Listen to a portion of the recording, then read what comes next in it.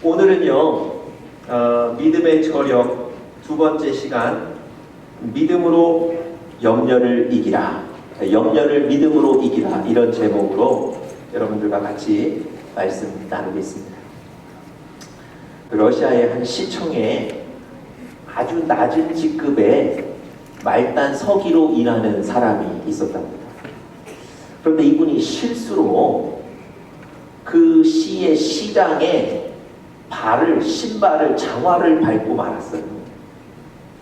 여러분 얼마나 놀랐겠습니까? 그래서 즉시로 미안하다고 사과를 했는데 이 시장이 바쁜 일로 어느 사람과 얘기를 하고 있어서 사과하는 이 사람의 그 사과를 잘 듣지를 못했어요. 여러분 이 서기가 그날 밤에 집에 돌아가서 얼마나 걱정하는지 모릅니다. 야, 시장이 나를 용서하지 않으면 어떡하지? 야, 이러다가 내가 혹시 해고되면 어떡하지? 야, 그러면 우리 가족들은 어떻게 살지? 그날 밤에 밤새 잠을 이루지 못하고 고민했어요. 그리고는 그 다음날 아침에 바로 시장을 다시 찾아가서 사과를 하기로 결심했습니다. 그 다음날 아침 바로 시장을 찾아갔어요.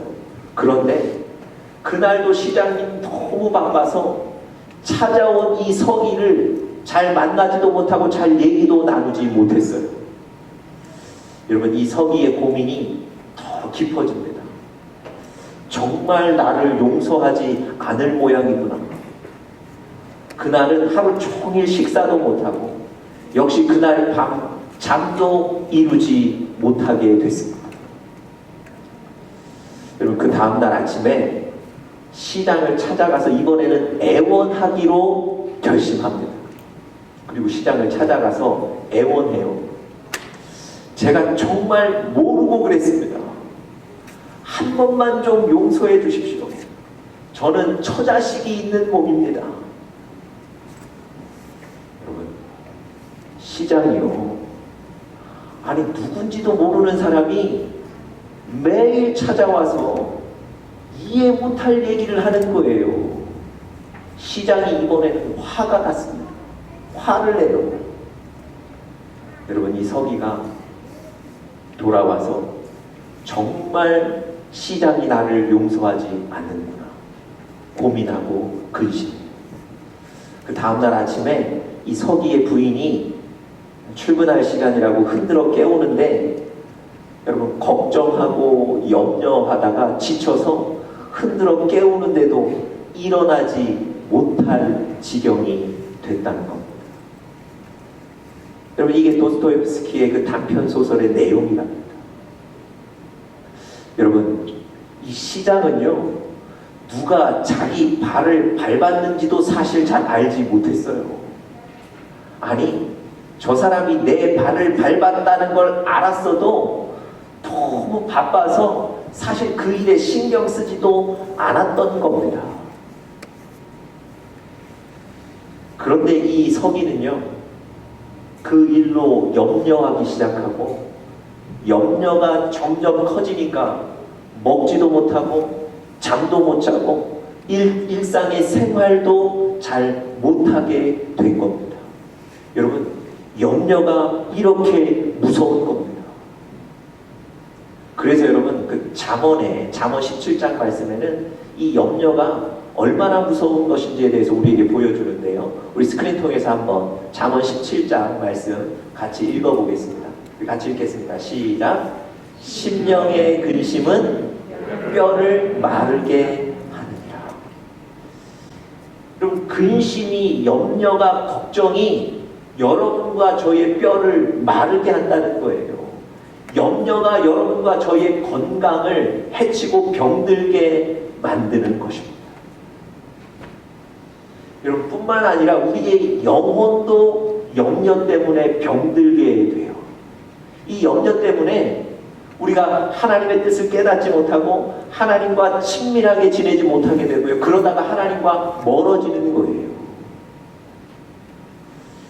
누가복음 21장에 보니까 실제로 성경은 이 염려가 우리의 영적인 건강에 얼마나 해를 끼치는지 경고해 주고 있는데요.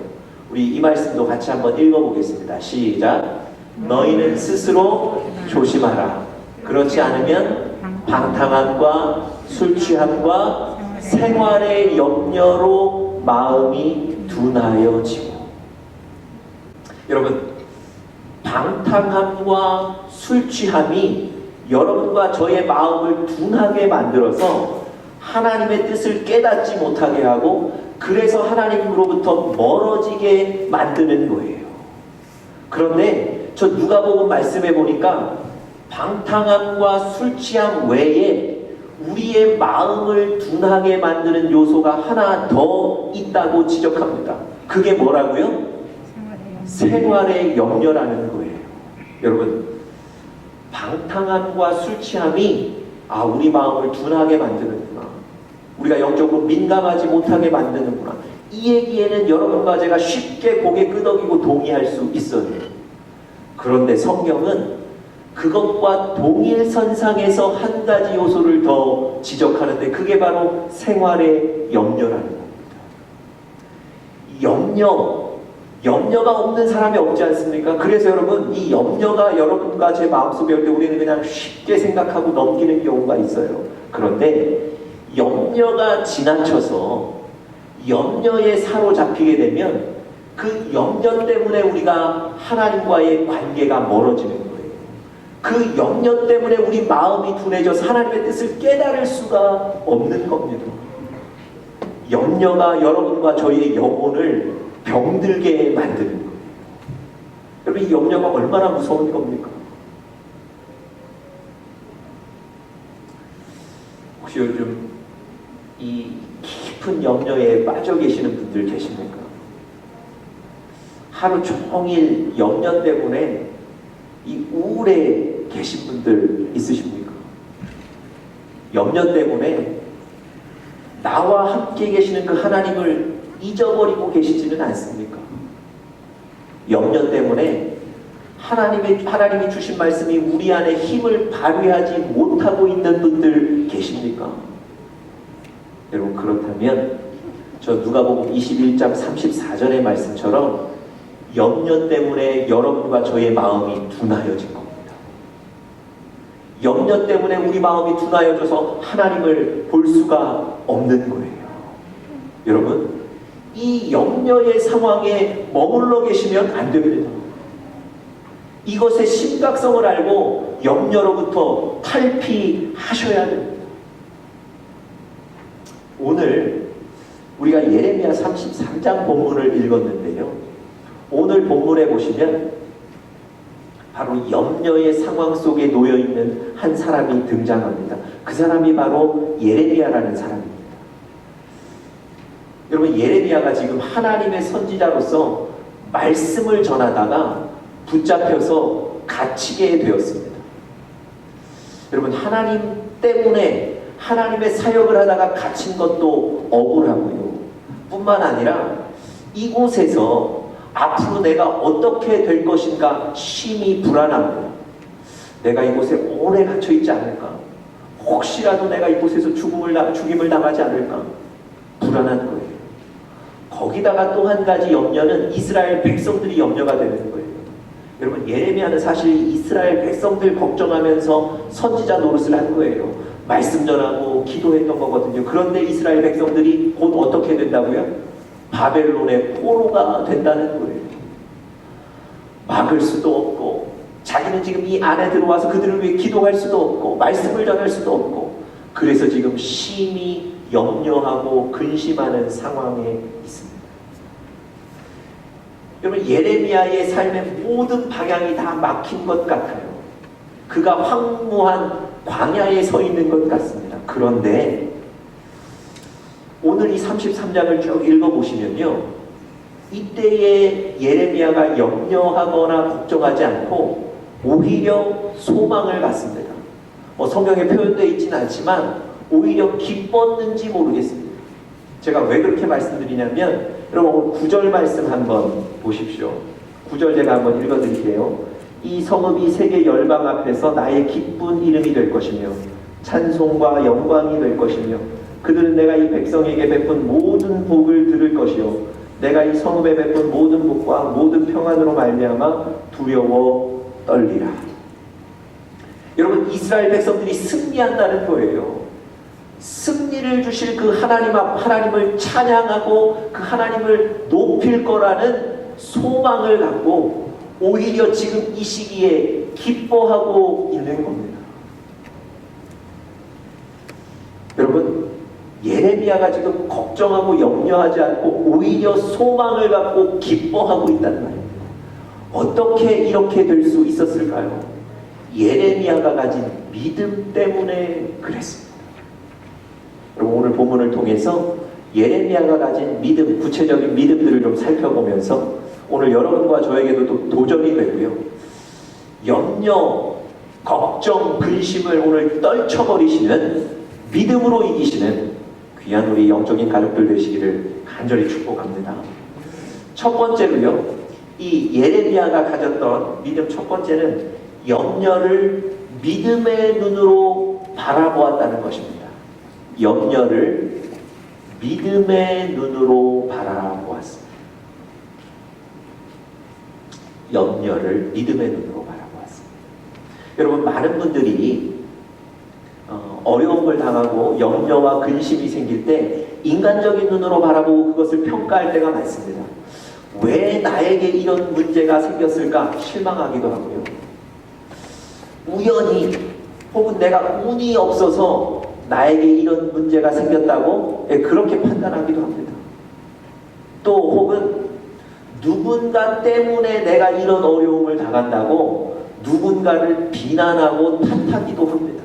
그런데 여러분, 이런 대응은 이 염려를 해결하는 것이 아니고요, 오히려 염려를 더 크게 만들 뿐입니다. 오늘 본문 1절에 보시면 예레미야가 지금 이렇게 염려하고 있는 장소적인 배경이 나오는데요. 지금 예레미야가 어디에 가 있습니까? 시위대 뜰에 갇혀 있을 때에 라고 얘기해요. 그가 지금 시위대 뜰에 갇혀 있는 겁니다. 하나님의 말씀을 전하다가 억울하게 갇혔어요. 이곳에서 어떻게 될지 자기의 미래가 불안합니다. 마치 이 예레미야는 답답하고 힘든 광야에 서 있는 듯합니다. 그런데 예레미야가 광야에 서 있는 이때에 어떤 일이 벌어졌습니까? 1절 마지막에 보시니까 어떻게 써있죠? 여호와의 말씀이 그에게 두 번째로 임하셨다 기록하고 있어요. 여러분, 예레미야는요, 이 답답하고 불안한 그 순간에 하나님이 말씀하실 것을 기대하고 그 말씀을 기다렸던 겁니다. 그의 믿음처럼 하나님은 말씀하셨고, 그래서 하나님의 말씀을 듣고 그 염려의 순간 오히려 소망을 갖고 이겨낼 수 있었던 겁니다. 여러분, 예레미야에게는요, 이 염려가 하나님이 이제 말씀하시겠구나, 하나님이 나의 갈 길을 보여주시겠구나, 이런 때라고 여겼던 거예요. 믿음의 눈으로 바라봤던 겁니다. 여러분, 1절 보시니까 그에게 두 번째로 하나님이 말씀하셨다, 이런 표현이 있어요. 그러면 이전에 하나님이 첫 번째로 말씀하신 때가 분명히 이미 있었다는 것을 뜻하죠. 언제였을까요? 여러분, 바로 앞장 예레미야 32장을 읽어보시면 거기에도 하나님이 첫 번째로 그에게 말씀하셨던 장면이 있습니다. 그런데 거기도 어디였냐면 시위대 뜰 안이었어요. 그러니까 이 예레미야는 시위대 뜰 안에 갇혀 있을 때 하나님이 자기를 위로하시고 하나님이 자기에게 소망을 주시는 말씀을 한번 들었던 거예요. 아직 여전히 시위대 뜰 안에 갇혀 있지만 하나님이 나에게 지난번처럼 갈 길을 보여주시겠구나, 말씀하시겠구나, 이런 믿음이 있었던 겁니다.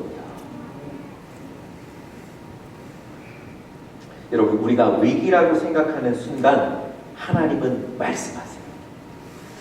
우리가 광야에 서 있어서 불안하고 답답하고 어떻게 해결해야 될지 모르는 그때에 하나님은 여러분과 저에게 반드시 말씀하셔서 우리의 갈 길을, 살 길을 보여주십니다.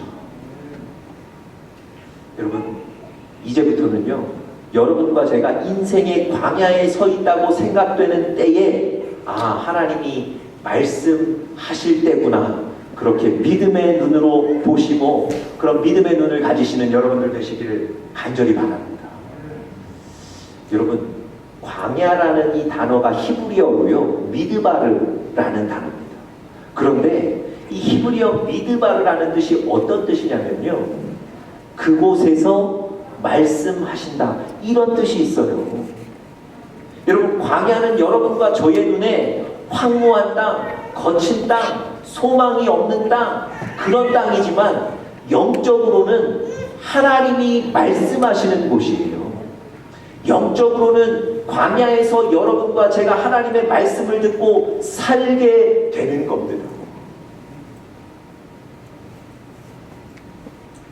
여러분, 인생의 어려움, 인생의 광야를 느끼실 때 그때가 바로 하나님이 말씀하실 때입니다. 기억하십시오. 이런 믿음의 눈을 가지셔야 됩니다. 여러분, 성경에 보니까 광야에서 하나님의 음성을 들은 사람들이 너무 많습니다.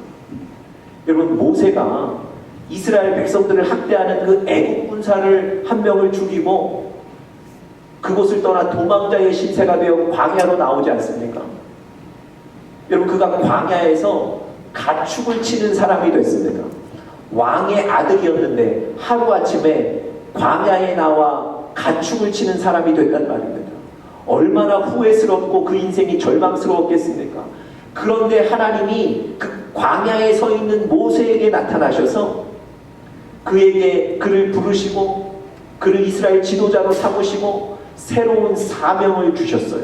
그래서 모세의 인생이 회복되는 겁니다. 여러분, 야곱은 어땠습니까? 야곱도 형과 아버지 피해서 도망가는 중에 광야에서 하룻밤 자게 되지 않았습니까? 그 광야에서 얼마나 후회스럽고 절망스러웠겠습니까? 그런데 그 광야에 서 있을 때 하나님이 야곱에게 나타나셔서 내가 여전히 너와 함께 있고 아버지에게 허락한 약속한 축복을 너를 통해 줄 것이다. 너는 다시 돌아오게 될 것이다. 말씀해 주셨습니다. 여러분, 야곱이 광야에서 하나님 음성 듣고 다시 일어난 거예요. 여러분, 나옴이라는 여인 기억하십니까? 나옴이라는 여인이 잘 살아보겠다고 남편과 아들 둘 데리고 모압 땅으로 이주했습니다. 그런데 그 모압 땅에서 남편과 두 아들을 잃게 됐어요.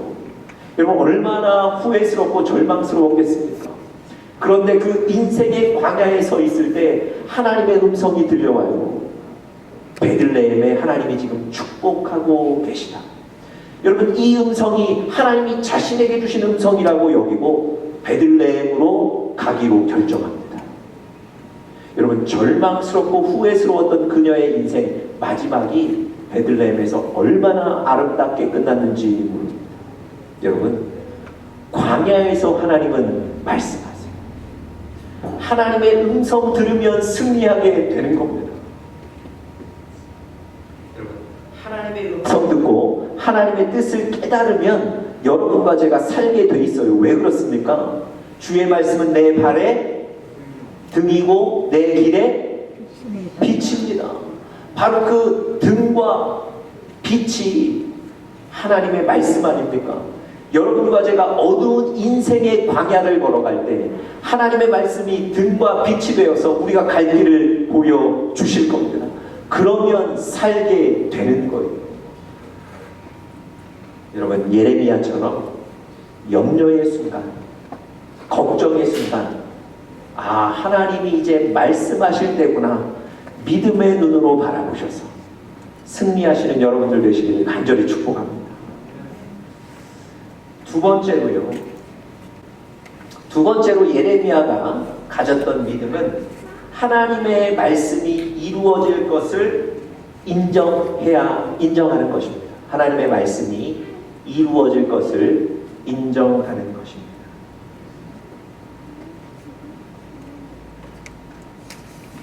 여러분 2절, 우리가 아까 2절 읽었는데요. 2절에 보시면 예레미야에게 말씀하신 분이 어떤 분인지를, 그 하나님이 어떤 하나님인지에 대해서 설명하고 있습니다. 한번 보십시오.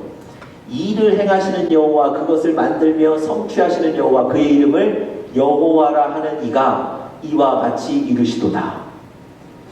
여러분, 하나님은 행하시고 무엇을 만드시는 분이라고 설명하고 있어요. 그런데 한글 성경에는 그 목적어가 조금 불명확합니다. 그런데 영어 성경이나 다른 버전의 성경을 보면 하나님이 땅을 만드시고 그 땅에 행하셨다, 이런 표현입니다. 다시 말씀드리면 하나님께서 이 세상을 만드시고 조성하셨다, 이런 뜻이에요. 여러분 한번 생각해 보십시오. 하나님께서 예레미야에게 말씀하셨으면 그걸로 됐는데, 왜 그 말씀하신 하나님이 이 세상을 만드신 분이고 이 세상을 창조하신 분이다, 왜 그 하나님에 대한 설명을 2절에 강조하고 있을까요? 왜 그 하나님에 대한 설명을 하고 있을까요? 여러분, 이런 겁니다. 하나님이 말씀하신 것은 헛되지 않다는 거예요. 하나님이 말씀하신 것은 거짓이 아니라는 거예요. 하나님이 말씀하신 것은 반드시 이루어질 것을 인정하고 믿어야 된다. 이걸 강조하시기 위해서 하나님은 이 세상을 창조하신 분이지, 그분이 말씀하셨다, 이렇게 얘기하시는 겁니다. 여러분, 사실은 예레미야가 하나님이 이스라엘이 바벨론의 포로가 될 것이고 70년 후에 다시 포로에서 해방될 것이다, 이 얘기를 하나님이 하셨는데 이 얘기를 믿기가 어려웠어요. 사실 여러분, 이스라엘은 그래도 나름대로 잘 살고 있는데 갑자기 바벨론의 포로가 된다는 것, 이것도 잘 이해가 안 됐고요. 만약에 포로가 되었을 때 정확하게 70년 후에 다시 해방된다는 것, 이것도 사실은 의문이었어요.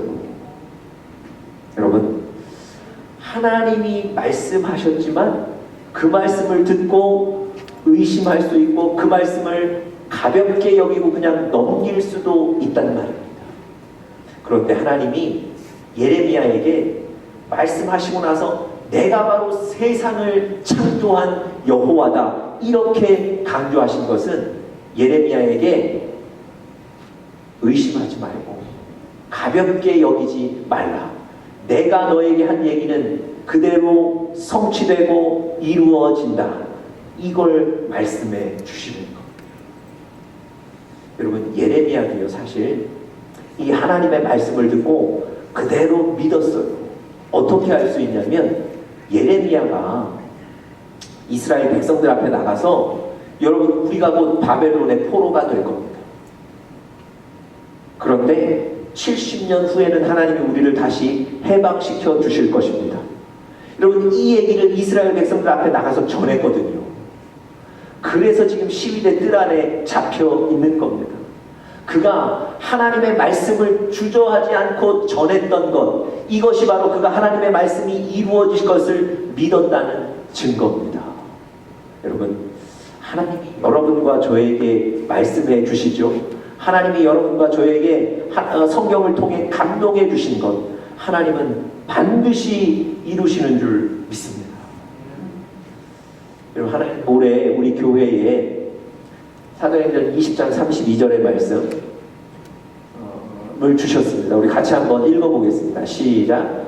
지금 내가 너희를 주와 및 은혜의 말씀에 부탁하노니 그 말씀이 너희를 능히 든든히 세우사.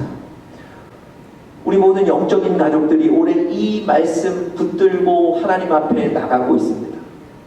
저도 새벽마다 기도할 때 꼭 이 말씀 읽고 이 말씀대로 이루어 주실 것을 믿고 기도합니다. 그런데 여러분, 그렇게 기도하지만 의문이 생겨요. 정말 우리 사랑하는 영적인 가족들이 말씀으로 든든히 서고 있나? 또 때로는 든든히 서기보다는 어렵고 힘든 일을 만나는 성도들을 많이 보거든요. 여러분, 새벽에 제가 이 말씀 읽으면서 기도하는데, 하나님, 든든히 세우시는 거 맞습니까? 의문이 생겨요. 그런데 제가 새벽에 또 한 구절 가지고 또 기도하는 그 구절이 있습니다. 마가복음 5장 36절인데요. 한번 우리 짧은데 한번 읽어볼까요? 시작. 두려워하지 말고 믿기만 하라. 그러면 제 마음에 의문이 생기고 흔들리지만 이 말씀 읽고 기도할 때 다시 확신을 갖고 담대하게 제가 나갑니다. 두려워하지 말고 믿기만 하라는 거예요. 여러분, 하나님이 하신 말씀은 반드시 이루시는 줄 믿습니다. 여러분과 제가 흔들릴 수 있어요. 당장에 나아지지 않는 환경 때문에 흔들릴 수는 있지만 하나님은 반드시 이루시는 분이신 줄 믿습니다. 예레미야가 하나님의 말씀은 반드시 이루어질 것이다 믿었기 때문에 승리하는 겁니다. 자, 마지막 세 번째요. 이 욥이 가졌던 믿음 마지막 세 번째는 어려운 상황 속에서도 기도했다는 겁니다.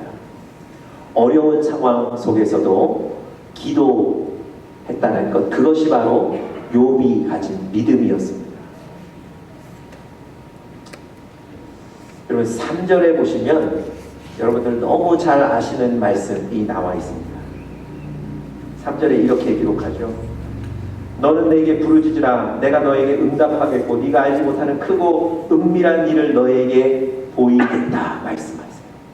여러분, 기도의 능력이 얼마나 큰지 너희가 기도하면 너희가 기도한 것에 대해서 응답할 뿐만 아니라 너희가 기도하지는 않았지만 너희의 기도를 듣고 크고 은밀한 것까지 내가 너희에게 알려주고 가르쳐주고 보여줄 것이다. 그렇게 하나님 말씀하세요. 기도의 능력이 이렇게 큰 겁니다. 여러분, 근데 제가 이 3절을 읽으면서 사실 마음에 좀 의문이 생겼어요. 예레미야가 지금 시위대 뜰 아래 갇혀서 굉장히 지금 염려하고 고민스러운 상황 아닙니까? 아니, 그런 상황에 있는 예레미야를 위로하시겠다고 하나님이 말씀해 주셨으면 아무 조건 걸지 않고 야, 내가 너를 구해줄 거니까 너는 가만히 있어. 이러면 마음에 굉장히 큰 위로가 생기지 않을까요? 야, 너는 할 일 아무것도 없어. 그냥 있어. 내가 널 구원해 줄 거야. 그런데 오늘 3절에 보니까 내가 너를 구원해 줄 텐데 한 가지 조건이 있다는 거예요. 그게 뭡니까? 부르짖으라는 거예요. 기도하라는 거예요. 여러분, 왜 이렇게 말씀하셨을까요? 하나님은 어려운 상황 속에서도 기도하는 것, 그것을 믿음이라고 여기시는 거예요. 그 어려운 상황 속에서도 실망하지 않고 기도하는 그 예레미야의 모습을 보기를 원하시는 거예요. 여러분, 실제로 하나님은 예레미야에게 응답하셨을 뿐만 아니라 크고 비밀한 일까지 보여주셨어요. 이스라엘 백성들이 다시 돌아오게 될 것이고 그들이 나의 이름을 찬양하게 될 것이고 그들이 받은 복 때문에 주변의 사람들이 두려워 떨 것이다. 여러분, 이렇게 크고 비밀한 것까지 하나님이 보여주셨단 말입니다. 여러분, 3절 속에 아무리 읽어봐도 예레미야가 기도했다는 표현은 없어요. 그렇지만 하나님이 그에게 크고 비밀한 일을 보여주셨다는 건 그가 기도했다는 증거 아니겠습니까? 여러분, 어려울 때 기도하는 것, 그게 믿음이고 하나님은 그 믿음을 보시고 여러분과 저를 축복하십니다. 여러분, 그런데요, 기도하는 게 쉽지가 않습니다. 어려우면 어려워서 기도 못하고요, 평안하면 평안해서 기도하기가 어렵습니다. 여러분, 언제 기도하시겠습니까? 그런데 염려를 이기는 방법은 오직 기도밖에 없어요. 그래서 하나님께서 예레미야에게 부르짖으라고 기도하라고 권면하신 겁니다. 여러분, 해결해야 될 일들이 요즘 많아서 분주하십니까? 염려가 많아서 요즘 좀 힘이 많이 빠지십니까? 여러분, 이때가 바로 기도할 때예요. 제가 목사라서 여러분들에게 기도 이 얘기 드리는 게 아니고 오늘 성경에서 하나님이 여러분의 기도를 보시겠다는 거예요. 어려울 때 여러분들이 기도하시면 그걸 믿음으로 인정하시겠다는 겁니다. 기도의 삶을 사시는, 기도하시는 우리 사랑하는 영적인 가족들 되시기를 간절히 축복합니다. 마지막 얘기 하나만 좀 드리고 오늘 설교를 마치겠습니다. 토니 캠폴로라는 분이 쓰신 회복이라는, 토니 캠폴로의 회복, 이런 책이 있는데, 이런 책에 나오는 얘기입니다. 이 토니 캠폴로라는 분은 그 뉴욕 근교의 이스턴 대학의 사회학부 학장으로 일하셨던 분이신데요.